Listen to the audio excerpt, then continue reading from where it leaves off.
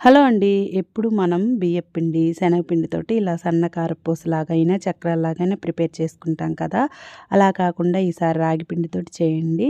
Taste అయితే చాలా బావుంటాయి. దీనికోసం 2 కప్పులు రాగిపిండి, హాఫ్ కప్పు శనగపిండి, 2 టేబుల్ స్పూన్లు బియ్యపిండి, కొంచెం కారము, టేస్ట్‌కి తగినంత సాల్ట్, కొంచెం వాము కూడా వేసుకొని ఇలా నలిపి వేడి ఆయిల్ కానీ, బటర్ కానీ వేసి, వెన్న కానీ వేసి ఇలా కలుపుకోండి.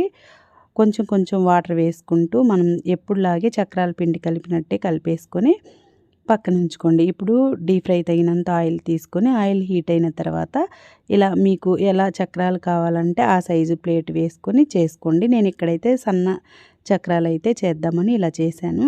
చాలా గుల్లగుల్లగా వస్తాయి. టేస్ట్ కూడా చాలా బాగుంటుంది. ఒకసారి మీరు కూడా ప్రిపేర్ చేసి చూడండి. మీకు ఎలా కుదిరిందో కామెంట్ చేయండి. ప్లీజ్ సబ్స్క్రైబ్ చేసుకోండి. Thank you for watching.